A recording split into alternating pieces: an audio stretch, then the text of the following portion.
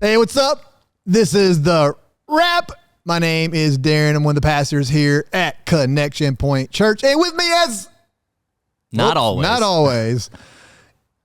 You're not Chris Vault. No, I fooled you. With me in the house is Jared Brooks. He's slash intern slash administrative assistant, whatever that is. Means he takes a lot of notes. I'm here. They let me hang out. And so he takes a lot of notes at all of our meetings and then sends emails to everybody about it. It's good fun. We love him, but it's slightly annoying, but we love him.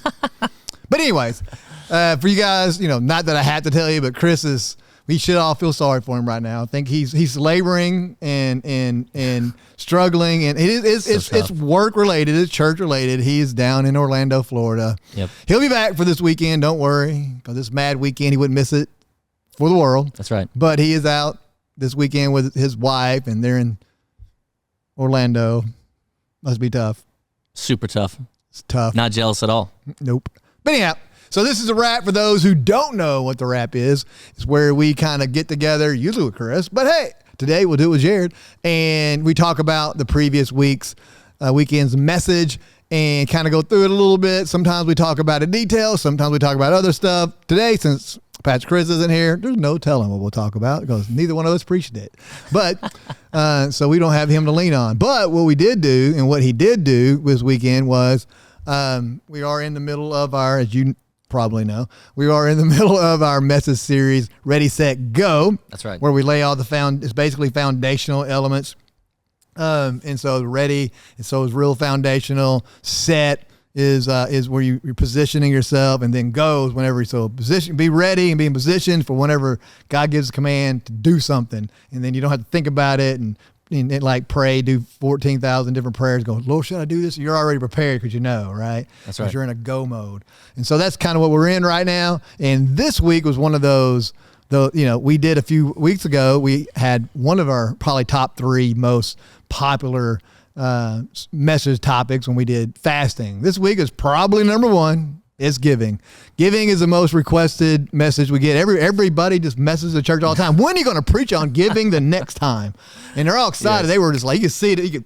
The energy in the room I know, it was crazy. Was amazing. It was a big Sunday. It was a really big Sunday. We just set a new record, by the way, for attendance. It was awesome for normal, non-holiday Sunday. Good job, guys. Good job. And nobody killed anybody out in the parking lot, so it's awesome. Nobody punched anybody. I'm proud of y'all. Proud. Show Jesus out there.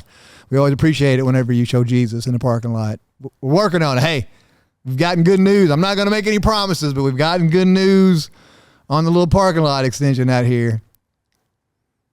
It could happen before Easter, or at least by Easter. I can't believe you said it. He said it, guys. He said it. I did. It's official. If it doesn't happen, we'll blame Chris. He's not here. I agree. That's what That's a good idea. That's what I do. Yep. Yeah. It works. Anyhow, so but I'm assuming you listened to the message at some point. You did? That's good.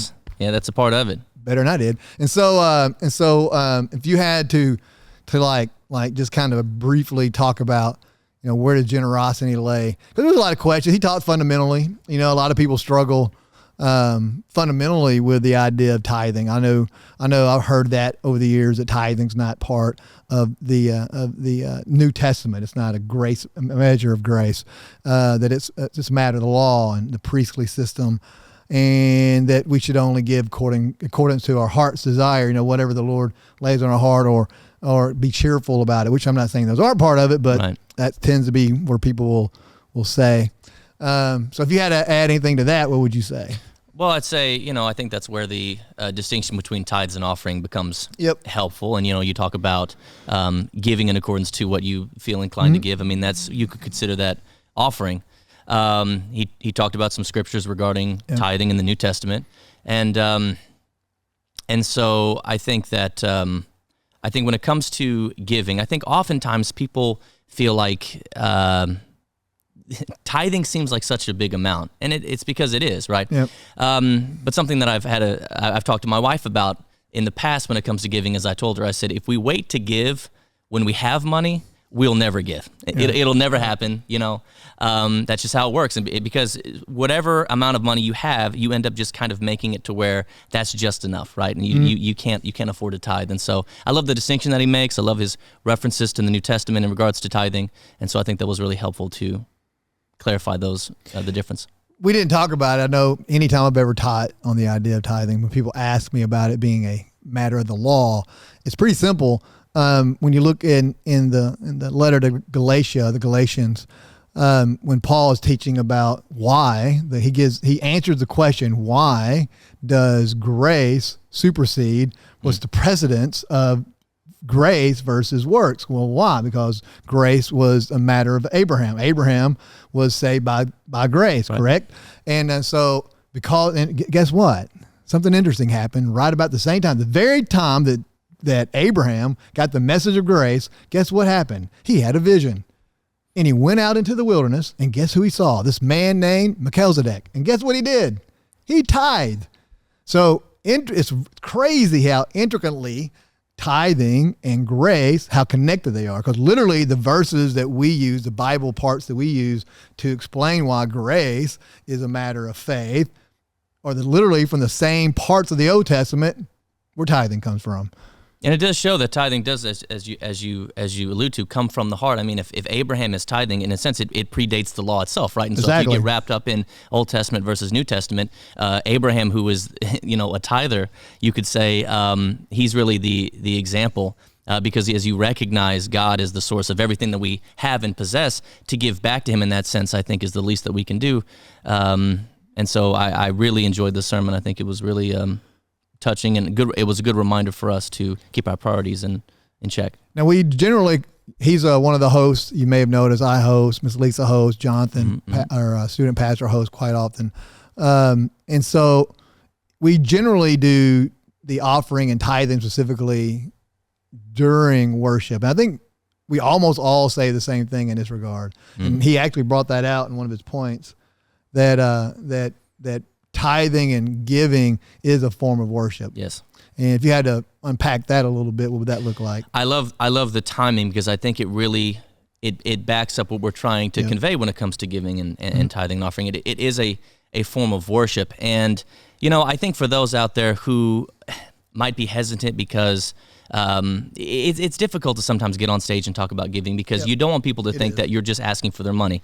What we're trying to do is worship with ourselves, right? And part of what matters to us is our time, it is our money. And so I love the fact that we teach tithing and offering as a form of worship. And so I think it's very thematic, and I think it's very accurate to place it where we place it. I really like that we do that. Another thing he went into, and I think a lot of people they get a little off sometimes, because just to be honest, there are some folks out there that will teach give to receive, basically, right? And so does that mean it won't happen? No. Right. But is that the heart behind giving? It's like, man, I'm going to give this amount because, Lord, I know you're going to provide me 100 times this, in sometime in the near future. I don't think that was in the mind of the New Testament authors at all. No, I think that's excellent, and I've been to churches who view tithing and offering in this way. And something that caught my attention even when I was much younger in regards to giving was, it occurred to me that if that is how we view giving, we cannot give. It's not giving; it's investing. And I wanted to be able to give. If you are giving to get, then how are you giving? Are you giving at all? And so I love what you said. It's not that God can't bless. But that's not the heart behind it. I think that's an excellent point. Yeah, he did go into, we have our code, and it's 10 statements of kind of how we build our church around, as far as our ethic, as far as our how we do things. And one of them is about being generous, and generosity matters. And he went on to talk about, and it's true, I mean, I don't think he used this verse exactly, but we all know John 3:16. It's like God gave. Right. Generosity is the nature of the Father. And it's like, and so, and as we as creations in his image, and specifically new creations as a follower of his Son, who's a direct reflection of the Father. And Jesus was, if anything, he was generous. Yeah. No, and I, if you go back to look at the sermon that Pastor Chris preached, he pointed to the same. He pointed to the same thing in regards to God caring about generosity, because this is a part of God's nature. As you said, he gives. Life itself is a gift. And as Christians, as individuals who are trying to be Christ-like, we need to look to God as our example. And so just as Pastor Chris said, giving is important because to God, because that's a part of his nature. And so now we're getting ready to go into this weekend.